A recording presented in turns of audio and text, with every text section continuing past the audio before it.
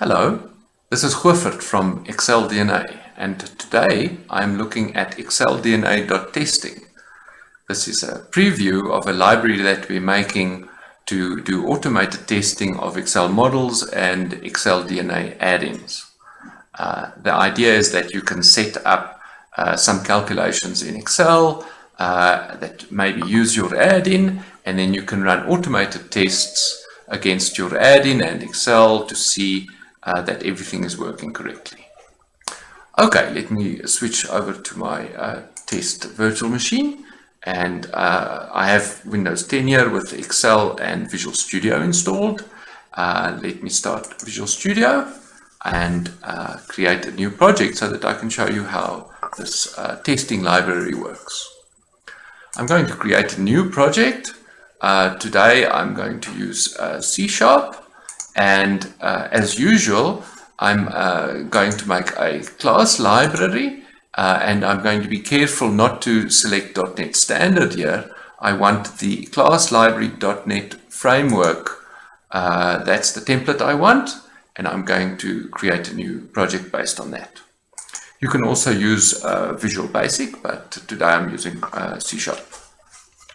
The project name I'll call sample.test. I'm going to put it in this convenient location for me, and I will call testing sample maybe as the solution name. Okay, let me create the project. That will make our basic class library. So automated testing and test-driven development, and often called unit testing, has become quite an important part of professional software development recently. But it is difficult to test something like an Excel add-in in isolation of Excel, because the problems one runs into normally involve the interaction with Excel. And so that's why we are making this helper library to make this kind of integration testing easier. It might also be useful in general for testing Excel workbooks and even VBA add-ins and the like. Okay, I've created the project, and I am now going to install a NuGet package called exceldna.testing. So I'll go to Browse, and I note that I have the include pre-release check mark on. That's important because exceldna.testing is still only available in a preview version. Have I spelled it right? I think so. Okay, there is the package, exceldna.testing. It's got a bit of a description, but let me start installing it. So exceldna.testing builds on the XUnit testing framework. That's a modern .NET-based unit testing framework that integrates well with Visual Studio, and that I think will be around for quite a while. So we've built it on top of that. exceldna.testing package will now be installed, including all these dependencies. So I'm just going to say OK. I accept the license, that component, and you will see that into our sample project, it's now added a bunch of references, including exceldna.testing and these XUnit libraries, including the everything needed to run the tests in Visual Studio. Okay, so that's done with the package manager. Let me rename this file and class. Maybe I'll call it Excel tests. Yes, I want to rename it. Okay. So I'm going to create some tests here, but the first thing, and this is really important if you want this to work, is to add an assembly attribute that tells XUnit which framework to use. So I'm going to say XUnit.test framework, and I'm going to tell it it's XUnit.exceldna Excel test framework, which is a type in the Excel DNA.testing assembly. So this kind of information is also in the documentation for Excel DNA.testing, which I will link to separately. But that is the first step. Okay, once that is in place, we can create our first test. So I'm going to say our test will basically check that Excel can add numbers. Excel can add numbers. Now to mark this test as a Excel test, I'm going to add this Excel fact attribute. That's the attribute that all methods that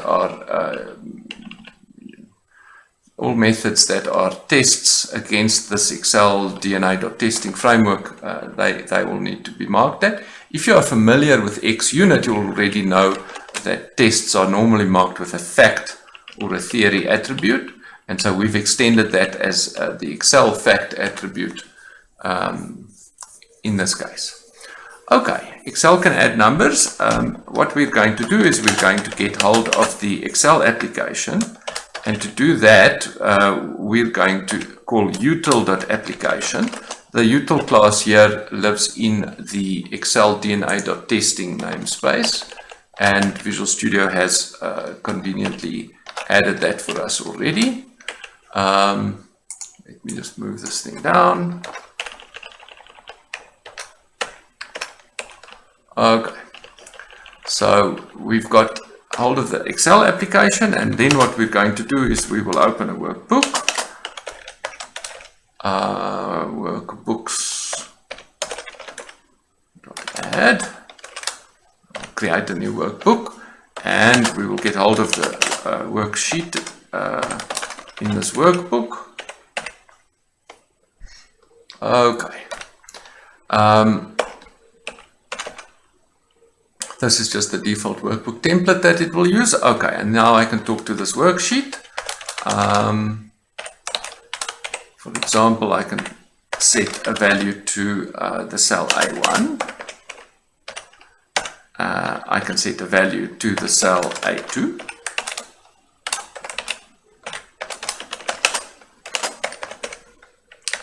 And I can set a formula in cell A3. So I'm going to set a formula that adds up the values from A1 and A2. Then we're going to read back the result from that same cell A3.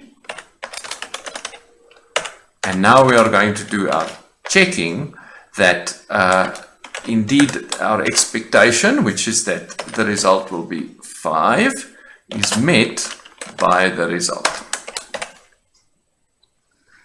Okay, great.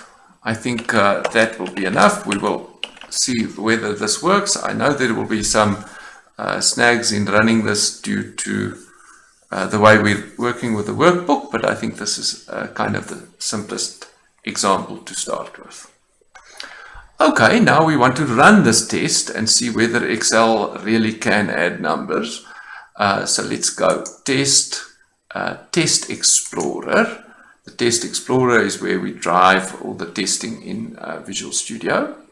I like to put the Test Explorer on the side here. Maybe not that big, but then I can kind of see and run the tests as we go along. So you'll see it is not yet picking up any tests here. It is because our project has to be built first. I can either build it or I can just press the run button, and it will hopefully detect the tests that are present and then run them. So let's see if that works. So now it is building. I'm hoping it will discover some tests and then run the tests, and I can show you what our next thoughts are going to be. Okay, it has found the test. I can see that in the background there. And it has now popped up this security notice in Excel, and let's see what it says.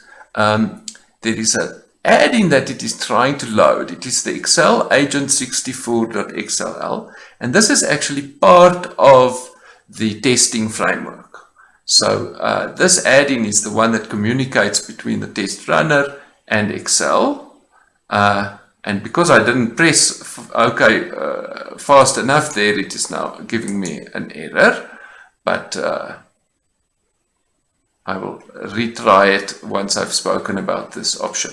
So in order to make Excel not show the security notice every time, I'm just going to change the settings for Excel to allow it to load add-ins without the security check. You might also change the Trust Center settings in other ways so that it only looks at the paths or something. But for me, it is going to be easier to just check the macro settings. So I'm going to go to Excel's options, Trust Center, macro settings, and I'm going to enable all macros. That's going to make this a bit smoother. An alternative is to go and trust those locations when running them. Okay, so because I took so long, it probably didn't work. It didn't run those tests. So let me try again. I'm going to run this test again, or I can press run all again. Let's see what happens now. I think Excel will pop up. It's not going to ask that question. It's made our new book. And it now asks us, do we want to save changes to the file? I'm going to say, don't save. Let me see what happened here. I can see that my test failed, and it failed because it was unsure of how to handle the result that came back. And really what happened is I made a mistake. I should have said the formula equals A1 plus A2.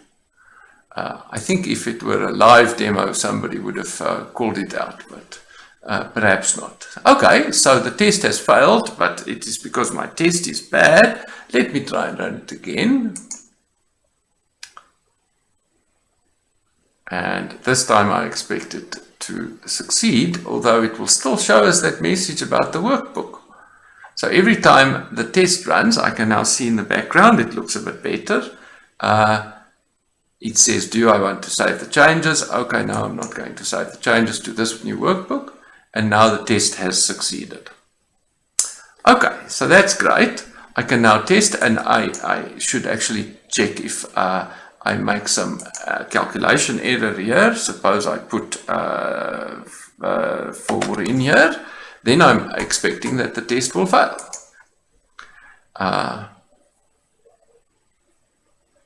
So let's see how it works out this time. Again, that message. It has failed now. And now it is actually going to give us quite a nice message. Okay, assert.equal has failed. We're expecting 5, but the result we got was 7. Okay, so that's because our test was set up wrong, not because Excel made a mistake. Okay. So now I want to sort out that issue of the workbook. So what I really want to do is I want to separate some setup component for my tests, and I want to split that off from that test that will manipulate the workbook. So the way to do that with XUnit is to make a constructor for your class. And in the constructor, you can do any kind of setup you want. So I will create here a workbook called test workbook. And I will move this code that created the workbook. Maybe I will make a worksheet too. I'm not sure yet. Just the workbook for now. Okay. And so I will move this code into the constructor for my test class.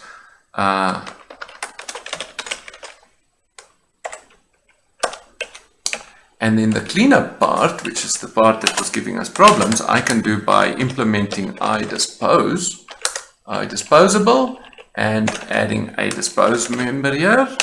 And the dispose will run when we are completed with our tests. And what I really want to do in the dispose is I just want to close that workbook without saving it.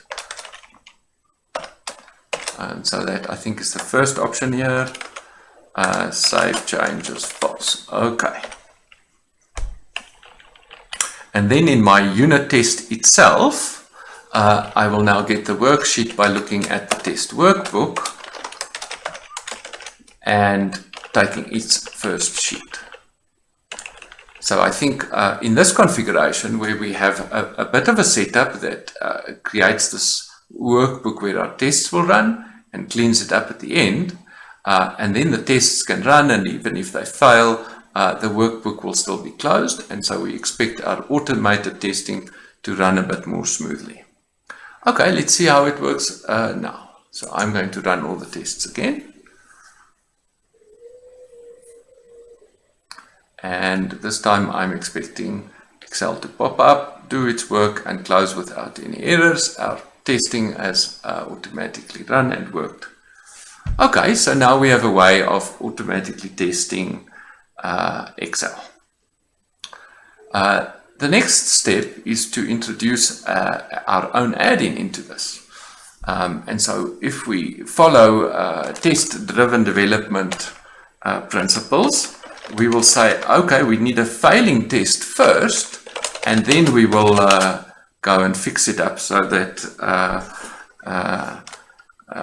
things are correctly. So my idea is that our add-in can also add numbers, but it adds numbers not through this calculation formula, but through a function that the add-in implements called the equals add them function.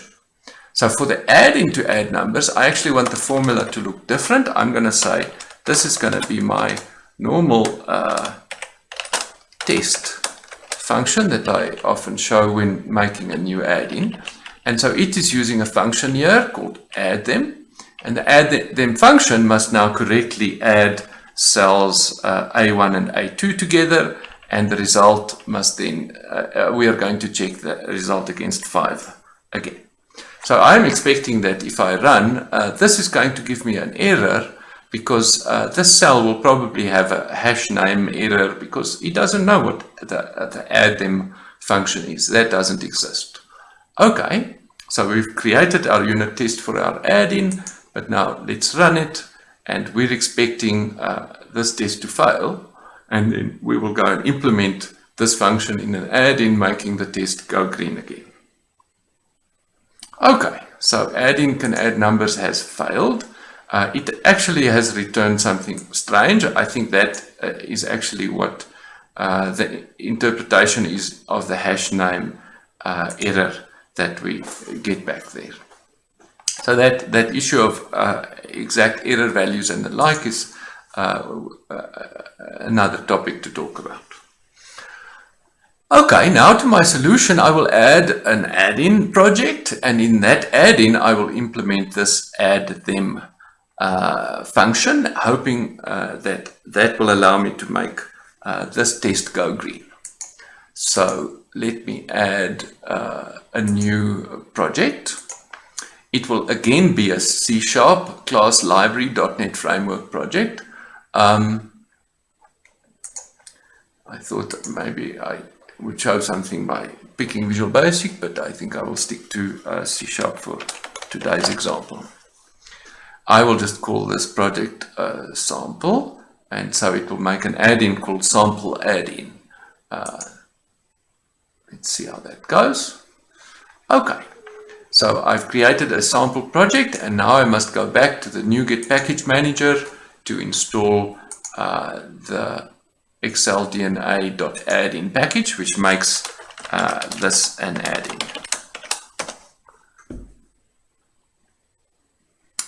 That's the one, and I'm going to install that, and that is going to now get installed into the sample project, and I think everything will go well. Of course, the package manager can also run from a command line interface. Okay, we've installed the xldna.addin package, and it has popped up this README, and at the bottom of the README there is actually the code that is needed to make a little function. And I put that code into my class 1, or I can just write some new code, it doesn't matter. Okay, so let me call this class functions, and I will make that add-in function. So it is a function, add them function, and it will take a double as input 1, double input 2, and it will just return input 1 plus input 2. Input 1. Okay, so this is now an Excel DNA add-in. If I change this to be the startup project, set as startup project, then I can just press start to run that project. It will load this add-in into Excel, and I will have this function available. But instead of doing that, I can run my unit tests now. Okay, maybe I should just show you, to link the unit tests to the add-in. I would add to the unit test to this, either in this Excel fact or at the class level. I will add a setting. Let me see, Excel test settings, that tells me where to load the add-in from, an add-in that will be tested. And so this will be the path to that add-in. So I should actually go and have a look at what the right path is going to be. So if I build this sample, and I then go to open the folder in File Explorer, then I can see, okay, my sample project, it has made one, well, the debug version is going to be in here, and I know that this 64-bit one is the right one. So if I press Shift and right click, I have the option here to copy as path, and I can use that path in my test project, Excel tests project, to say this is the add-in that must be loaded for this test. Of course, it's probably better practice, instead of putting the whole path in here, to put in a relative path, and so we can work out relative to our test code where this path is. I'll do that a little bit later, because I think as it is now, it should actually work. I think it will load that add-in, and it will be able to run the test. So let us see how it goes. So I'm going to do run all tests again, and see what happens. Maybe it works, maybe something goes wrong. I never know. Oh, it couldn't find it, because I see. The name that I give shouldn't be the full name to the XLL. It will find the right version, 64-bit or not 64-bit, automatically. And so I just give it the root name, which in this case is sample add-in. That's the name of the .dna file in the add-in project. Okay, I'm trying again. Stop all the tests, and then I'm going to try again. Run all tests. And let's see if it works this time. So the test runner should now automatically load that add-in into Excel, and it should run the tests, and oh, it says no, it can't add numbers. It's still not happy with them. Let's see, equals add them. Did I get all of it right? I'm just going to test on its own whether this add-in is correct. So let me go set a startup. Let's start it, and let's see if everything works right. I think it will. Okay, if I make a new sheet, do I have the... Oh, it has not loaded the add them function. I know why. I'm being silly. It should be a static function. Public static double. And it might even mark the class as static to make sure you don't make that mistake. Okay, so this is a beautiful beginner's mistake for an Excel add-in, is to not mark your method as static and then it is not registered in Excel. Okay, I've marked it now as static. I think if I start the add-in, it will be there. And I want to just check whether the unit test now runs. I'm laughing at myself making that mistake. I'm sure anybody who uses Excel DNA has made that mistake at least at more than once. Okay, now all our checks are green. The add-in can also add numbers because that unit test has now succeeded because it is using that equals add them function. Let's just check that if we actually break the calculation, in other words, if the add them function now is somehow changed so that maybe someone makes an edit and instead of adding input 1 and input 2, it just adds input 1 to input 1 again. So we think with this change, our test actually will now fail. Let's see if that is actually the case.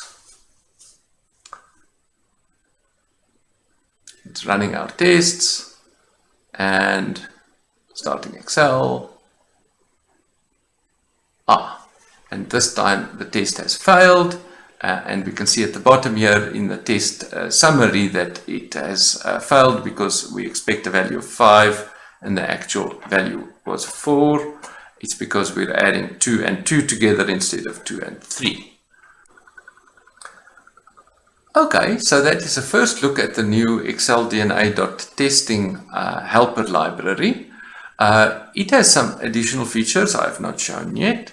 For example, if your add-in has a ribbon button that maybe creates a report or something in Excel, that can also be automatically tested. There is a helper to invoke some of those ribbon callback methods. I'm eager to hear whether you find this a useful extension to ExcelDNA. And if you have suggestions for how we can improve it, please let me know. Okay, I think that is all for today. Thank you for having a look. Goodbye.